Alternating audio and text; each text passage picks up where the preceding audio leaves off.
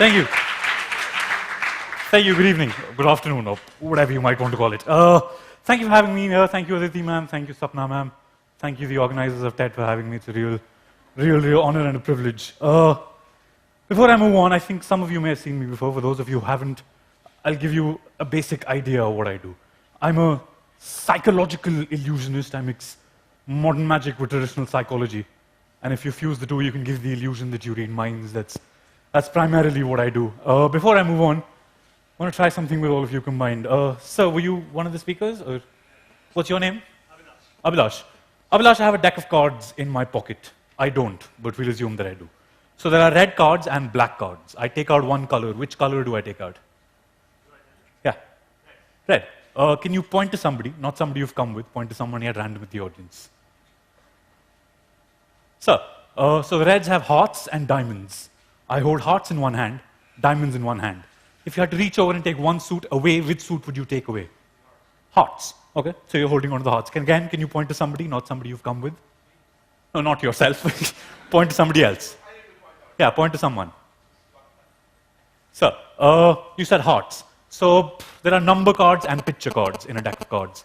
I toss one set in the air. Which set do I toss, numbers or pictures? Numbers. So the pictures still remain with me. Again, can you point to somebody? Again, not somebody you've come with. So what's your name? Sorry? Pulak. So the pictures, you tossed away the numbers. So that leaves the pictures of the Jack, Queen, and King. They lie face up on a table. I turn two of them face down. Which ones do I turn face down? The Queen and the King. And if you lift one of them up and hand them to me, which one would you lift out of the Queen and the King? The King. So the Queen remains with you. The Queen of Hearts, which all of you as an audience have narrowed down onto. The first ever trick that I saw was by a man called David Blaine, who did a trick for somebody where they pick a card and it ends up in his pocket. That's the first trick I saw, and that's the first trick I was asked to do by people. And I thought I'd replicate it for all of you, but without actually using a deck of cards, using all of you as a deck of cards. All of you made an independent choice and ended up on the Queen of Hearts.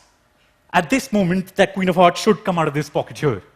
However, have you ever wondered what this pocket's for? It's usually for a pocket watch or to keep change. I keep it to hold a single folded up playing card, which just so happens to be the Queen of Hearts.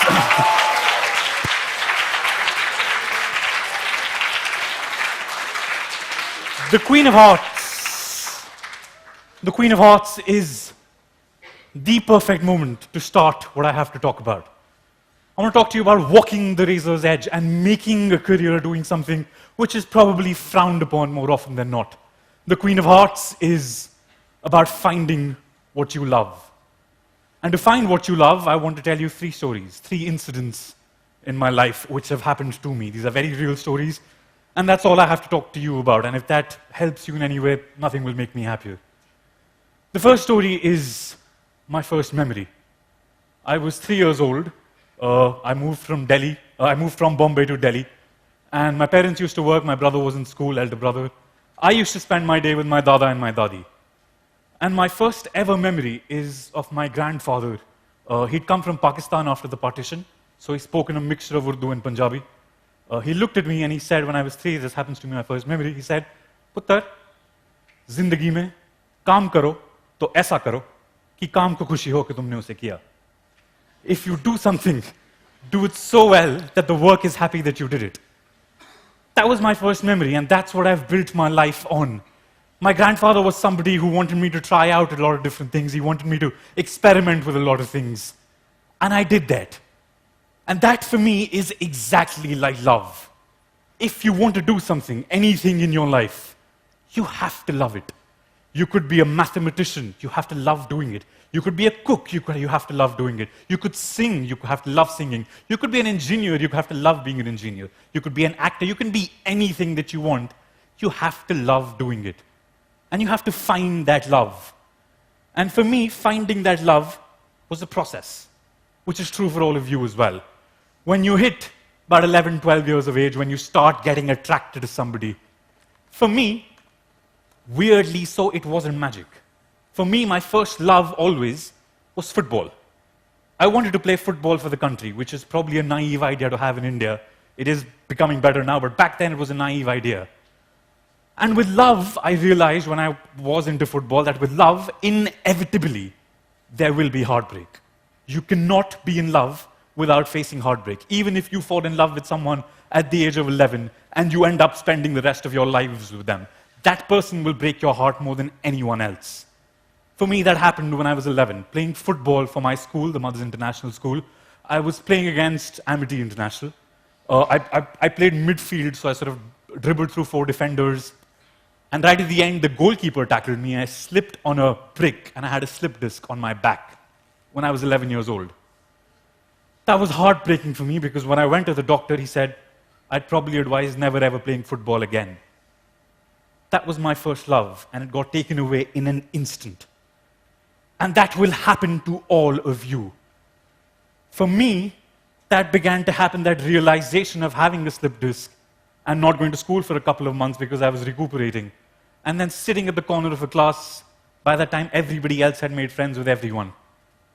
And that came a time in 7th and 8th when the entire class was sitting in a circle with a bottle or a pen in the middle of them, going around and playing truth and dare. And the first question everybody got asked was, who do you have a crush on? For me, it was football which got taken away. I realized heartbreak before I realized love for a person. And back then, I'd gone for a summer camp to a place called Tirthan, close to Kullu Manali, where I met a magician, a man named Shabuddin Khan. He taught me my first 2 tricks. And herein lies my second story. That little moment of having my heart broken was completely changed in an instant by a Shabuddin Khan. He taught me the silliest of tricks, which I did for everybody for 3 years, till everybody knew how it was done. And my passion for magic kept growing, but I didn't really know where to look, what to do. Then I reached about 15, 16. My uncle, who's a hobbyist, he does a lot of things. He cooks, he paints, he painted his whole house once. He makes the most fantastic chocolates. He showed me a trick out of hobby. He showed me a trick where he takes a piece of lipstick, puts it on his hand, rubs it, and the lipstick appears on my hand. I pestered him for 2 hours, saying, how do you do it, how do you do it, how do you do it? He didn't tell me. He said, do your research. And that's the most important thing I've ever heard. If you love something, you have to work for it on your own. Nothing will come easy. Nothing will get spoon-fed. If you love someone, you have to work towards that someone. If you love something, you have to work towards that something. Because finding love is weirdly easy. Keeping it in your life is probably the hardest thing. All of you in your 12th grade, some of you would have had relationships, and if they ended, you would have been heartbroken. And it's okay to have that. It's okay to be that, because it's next to impossible to keep love in your life unless you have that maturity.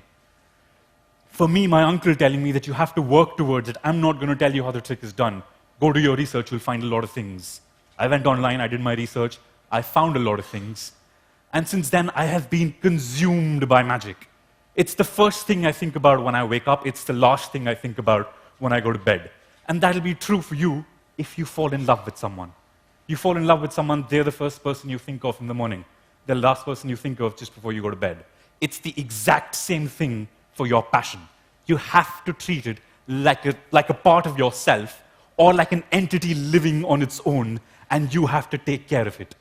That was it for me. I loved it so much that that's all I did. I forgot how to have conversations with people. So much so that I met somebody at a social gathering or something. They said, hi, I'm XYZ. I said, hi, I'm Karan. Pick a card. That's all I could do, because I became so obsessed with it. And when you fall in love, when you reach that moment of love, when you have someone in your life who you've been with for a while, there will be downsides. You will start ignoring other things.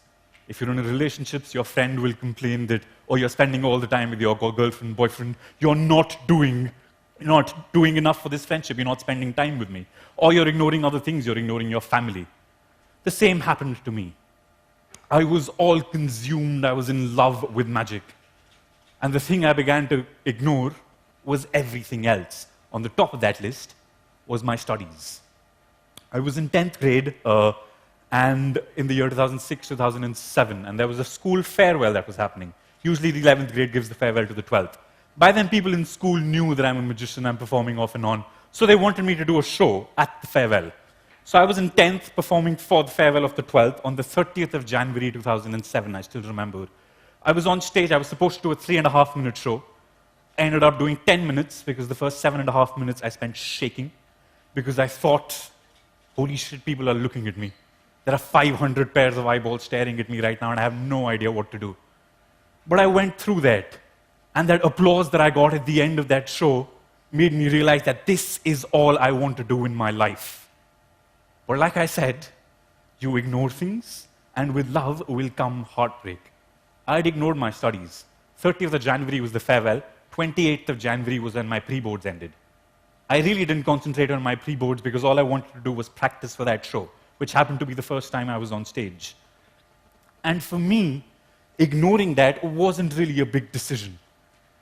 From the 30th of January till the 3rd of February in 2007, I was a miniature celebrity in school. Everybody wanted to talk to me. I was the first student in the history of the Mothers International School who performed at the farewell while being in the 10th grade. On the 3rd of February, the pre-board results came out. And I had 27.1%. So from being the first person in the history of the Mothers International School to perform at a farewell while being in the 10th grade, I became the first person in the history of the Mothers International School to fail the pre-boards. And the teacher said, we won't allow you to give the boards because Mothers International has a certain reputation to protect. My parents sort of spoke to them, and we ended up convincing them, no, that please, he's been ignoring all of this, but we promised that he'll do well in his boards. The teachers obviously eventually got convinced. I got my board sort of form, and I got to go give the boards.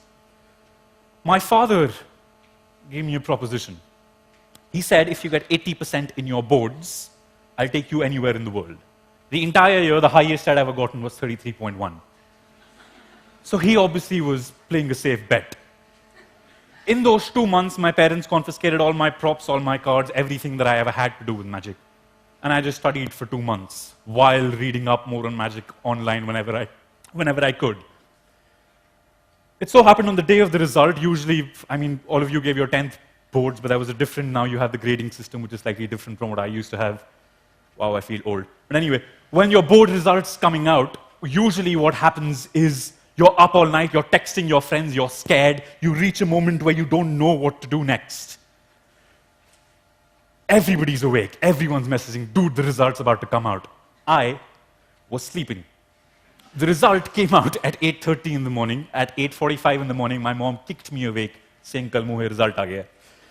We went online and we checked my results. I had 80.1% somehow. I have absolutely no idea how I managed that, but we ended up getting that. And the reason I did that is because you have to work towards your love. And the reason I did that was because when my father told me, you get 80%, I take you anywhere in the world, I looked up online, and there was a man called Wayne Houchin who used to consult David Blaine. He used to make tricks for David Blaine. And I thought I wanted to attend that lecture. He was lecturing in Boston in November later that year. I worked towards that. I got there 80%. I went there. And that's where my third story lies.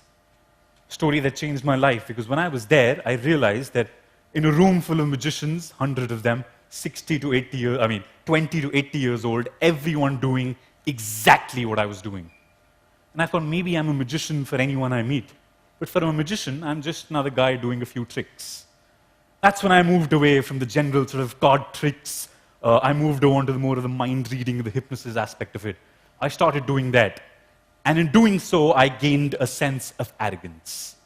Because I started getting attention. I started doing so much for my love. I started performing in school, colleges. I had to drop a year in first year because in colleges, all of you are about to enter college, you have to fill an exam form, which I think is true for school also. I didn't know that was true for college, so nobody told me. I didn't fill it.